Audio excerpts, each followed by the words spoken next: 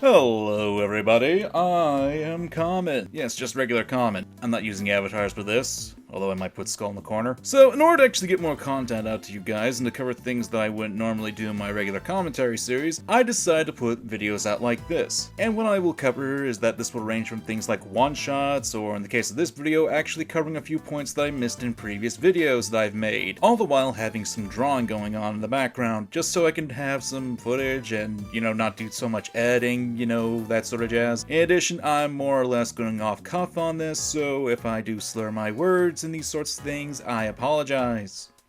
So, crack.com.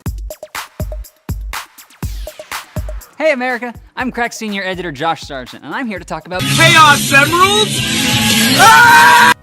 Oh yes, I covered this genius about a year ago, and a link to the video will be in the description and at the end of the current video. But enough about that, let's talk about the things I've missed. the King of France insane. Look, game bros and game ladies, I don't think violence in video games is a bad thing. I just think it's weird that it's the only thing. 4 of the 5 best-selling games of 2015 are just about killing people. Except they're not. Fallout 4 being one example. The fact of the matter is you choose to be whoever you want to be. You want to be a good guy, you get to. You're ignoring one portion of the gameplay for it. It's not just about killing people, it's about helping people, as well as making choices in the game. Star Wars Battlefront.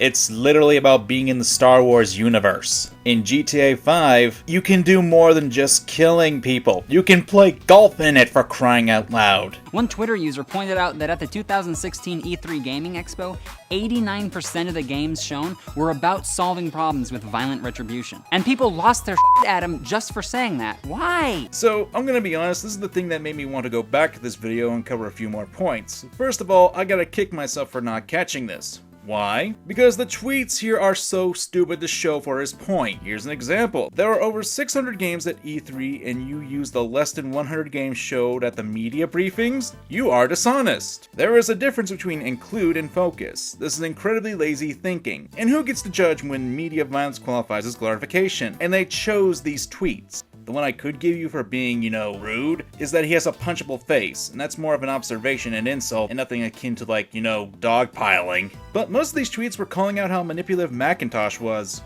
But back on the point, that only showed that these tweets were only for about 2 seconds on screen because they thought that no one would bother to pause and actually read this. Well, congratulations, I guess, since it took me almost a year to catch this. Still, this shows a lot of dishonesty in how you expected no one to actually stop the video and realize that you're showing stuff that is a direct contradiction to your point. He's literally doing math. That's gaming. Macintosh is inflating the numbers, trying to misrepresent E3 for personal gains to prove his point. That's called lying. Now look, I enjoy casual violence as much as I enjoy cigarettes or toilet hooch, but of course it's weird. When we pretend it doesn't look weird, that just makes us look more weird. Compare these games to the top 5 highest grossing movies of 2015. It's still mostly violence, but at least it's different kinds of violence. We have laser sword fights, dinosaur fights, car and gun fights, superhero fights, and I didn't see Minions, but I assume there's some graphic torture or something. We have laser sword fights, dinosaur fights, car and gun fights, superhero fights, and I didn't see Minions, but I assume there's some graphic torture or something. Well, it's hardly worth it, but boo! Congratulations, Josh, you have proven to me that you haven't played these games at all and are generalizing for the sake of clicks?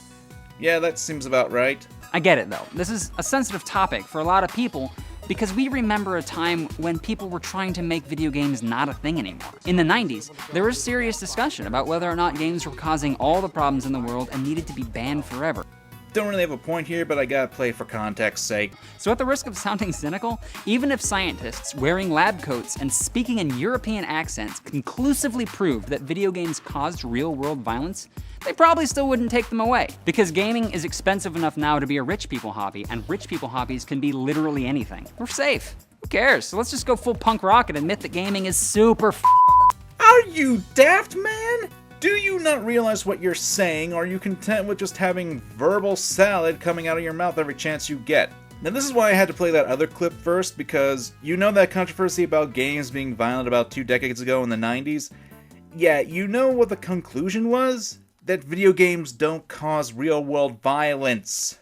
It was proven. There were studies. That's why gaming is still a thing after all of that. And I have no reason to admit that something is true when there's clear evidence in history that proves it to be false. Especially when the person telling me they admit this is actively trying to guilt trip me into doing so. The anger thing probably isn't a coincidence.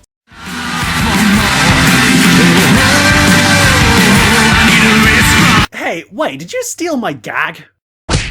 So yeah, weasel word. Yeah, don't actually try to commit to your point, which you'll spend the next few minutes trying to prove.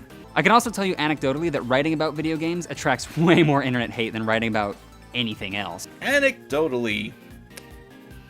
Okay, so I'm just going to ignore this since you're not actively going to provide any evidence. Even if you did, it's subjective as to what's worse in those comments, so thanks for wasting precious oxygen. That's not a coincidence, and that certain point was 6 years ago when people started advertising to us using our inability to control our temper as their gimmick. So much for that gamer cred. So let me explain, since it might be a little difficult to understand for those who aren't gamers, don't like buying physical copies of games, or are strictly PC gamers. Although that last one might know exactly where I'm going with, since that is a reason why they would stop going to game stores. So let's look at that commercial. Don't get ripped off again. So let's talk about GameStop. You know, the stores that pretty much run the gaming industry for physical copies and console gamers. And they are notorious for ripping people off. Basically giving you small amounts of cash for when you sell them your games, and then turning around to sell the used games for just a few dollars short of the new games. Basically, it's ripping people off, like I said. And considering that a lot of people are on a fixed income, that makes it harder. And that goes with refunds, especially if you get a game that reviews have lied to you about. You pick up a game hearing good reviews, you play it, it's actually pretty bad. You can't even get your full money back. I've heard a few cases about that, but take that with a grain of salt if you would. And this has gone on ever since the gaming industry was actually made. This is something that someone would naturally get mad at, and it wouldn't be just for games. If you got screwed over for anything, you'd get mad, especially if it involved money on a high scale. And this is what the ad was about, gamers getting screwed over monetarily, in a much more hyperbolic way. I mean, obviously it's hyperbolic, anyone can tell. Yes. Gimmick. Anyway, games. Mostly about killing. Gamers. Mostly mad all the time. Maybe a link. Not a crazy idea. Warning! Warning!